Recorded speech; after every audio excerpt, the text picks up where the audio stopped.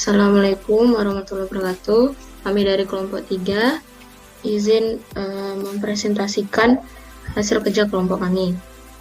Yang mana beranggota yang pertama yaitu Azatriah Maharani, Rizka Marsyahanda, lalu Muhammad Fahri, lalu Anissa Nuraini, Alda Reza, dan Lydia Citra.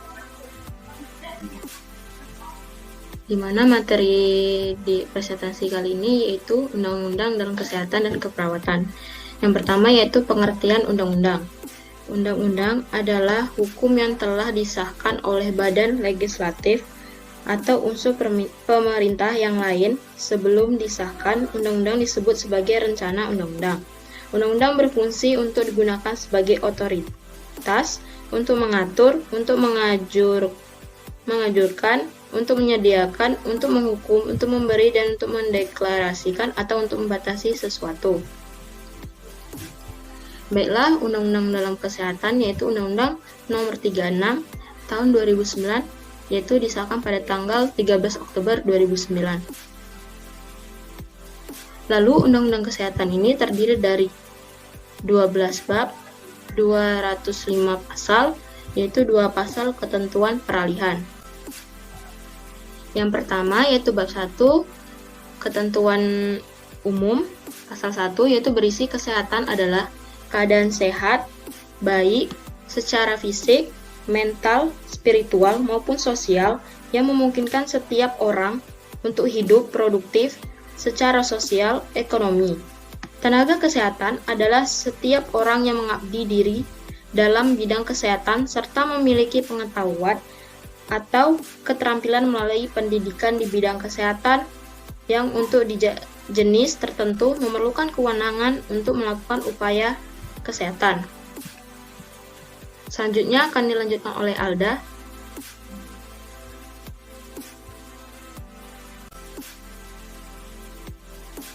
Pasal 1, fasilitas pelayanan kesehatan adalah suatu alat atau tempat yang digunakan untuk menyelenggarakan upaya pelayanan kesehatan, baik promotif, preventif, kuratif, maupun rehabilitatif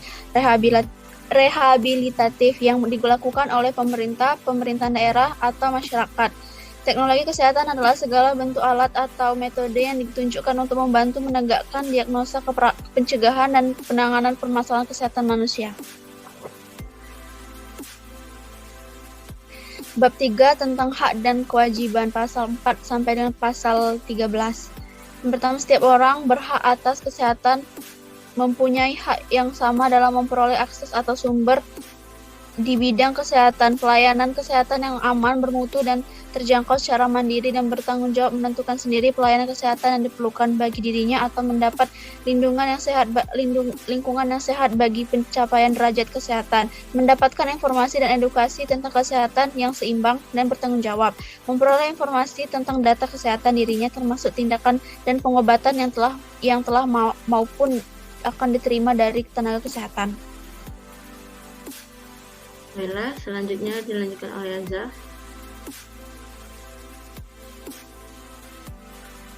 Di bab 4, tanggung jawab pemerintah, pasal 14 sampai pasal 20. Bab 5, sumber daya di bidang kesehatan, bagian ke-1 tenaga kesehatan, pasal 21 sampai pasal 29. Bagian kedua, fasilitas pelayanan kesehatan, pasal 30 sampai pasal 35. Bagian ketiga, pembekalan kesehatan, pasal 36 sampai pasal 41. Bagian keempat, teknologi dan produk teknologi, pasal 42 sampai 45. Bagian ke-1, kesehatan ibu, bayi, dan anak. Bab 7, kesehatan ibu, bayi, anak, remaja, lanjut usia, dan penyandang cacat, pasal 126 sampai pasal 140. Bagian ke-1, kesehatan ibu, bayi, dan anak. Bagian kedua, kesehatan remaja. Bagian ketiga, kesehatan lanjut usia dan penyandang cacat.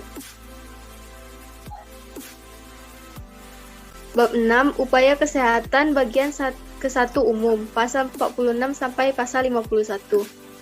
Bagian kedua, pelayanan kesehatan, terdiri atas 18 bagian, yaitu pemberian pelayanan, pelindungan pasien, pelayanan kesehatan tradisional, peningkatan kesehatan dan pencegahan penyakit, penyembuhan penyakit dan pemulihan kesehatan, kesehatan reproduksi, kesehatan sekolah, kesehatan olahraga, pelayanan kesehatan pada bencana, pelayanan darah, kesehatan gigi dan mulut, penanggulangan gangguan penglihatan dan gangguan pendengaran.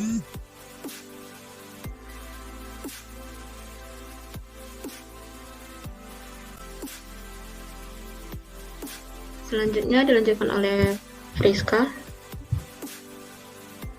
Ketentuan pidana 12 pasal. Pasal 190 pemimpin fasilitas pelayanan kesehatan dan atau tenaga kesehatan yang melakukan praktik atau pekerjaan yang pada fasilitas pelayanan kesehatan yang dengan sengaja tidak memberi pertolongan pertama terhadap pasien yang dalam keadaan gawat darurat dipidana penjara paling lama 2 tahun dan denda paling banyak 200 juta rupiah.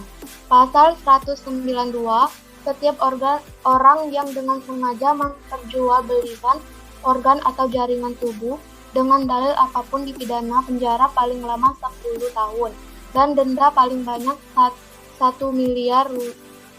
miliar rupiah. Sejarah disahkannya Undang-Undang Keperawatan Indonesia. Tahap pertama, pada tahap ini keperawatan mengacu pada hal gaib, mistik, motor, insting, dan pengabdian keagamaan. Kemudian, pada tahun 1854 muncul the first modern in nursing. Pada tahun 1983 keperawatan sebagai profesi. Tahap kedua, Undang-Undang Nomor 23 Tahun 1992 tentang Kesehatan kemudian diperbarui menjadi Undang-Undang Nomor 36 Tahun 2009 tentang Kesehatan. Undang-Undang Nomor 36 Tahun 2009 merupakan undang-undang yang banyak memberikan kesempatan bagi perkembangan keperawatan termasuk praktik keperawatan profesional. Karena dalam undang-undang ini dinyatakan tentang standar praktik, hak-hak pasien, kewenangan, maupun perlindungan hukum bagi profesi kesehatan termasuk keperawatan.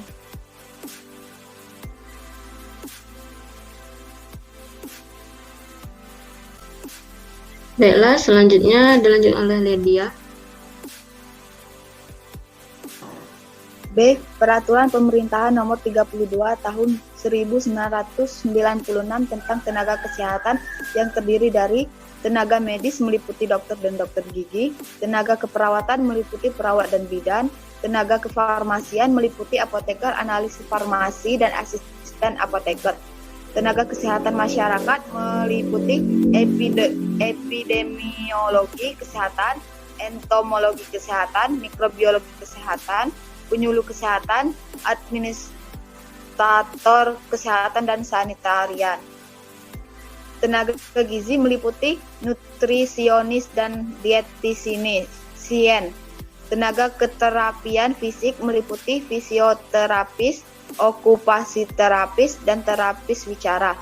Tenaga keteknisian medis meliputi radiografer, radioterapis, teknis gigi, teknisi elektromedis, analis kesehatan, refraksionis optisien, ortotik protetik, teknisi transfusi, dan perekam medis.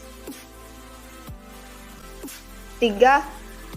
Tahap ketiga. A. Permenkes nomor 647 tahun 2000, Kemenkes nomor 1239 tahun 2001, kemudian diperbarui menjadi Permenkes nomor 148 tahun 2010 tentang izin dan penyelenggaraan praktik perawat.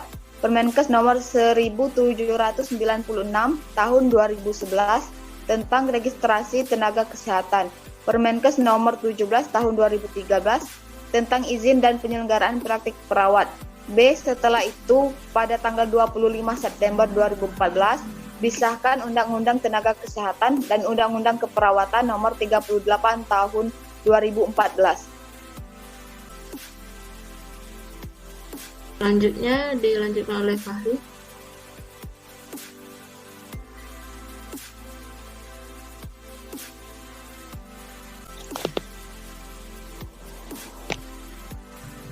Alasan penting UUD keperawatan. Yang pertama itu UU keperawatan melindungi masyarakat. Yang kedua, UU keperawatan menjamin pelayanan kesehatan berkualitas. Yang ketiga, UU keperawatan mensejajarkan negara Indonesia dengan negara lain. Yang keempat, UU keperawatan memberikan kepastian hukum bagi masyarakat, tenaga kesehatan lainnya, dan perawat itu sendiri. Yang kelima, UU keperawatan meningkatkan profesionalisme perawat Indonesia di mata dunia internasional.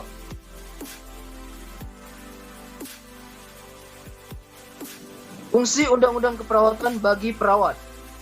Yang pertama, memberikan kerangka untuk menentukan tindakan keperawatan yang sesuai dengan hukum.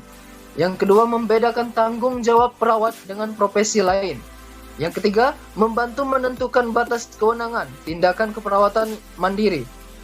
Yang keempat, membantu mempertahankan standar praktik keperawatan dengan meletakkan posisi perawat memiliki akuntabilitas di bawah hukum.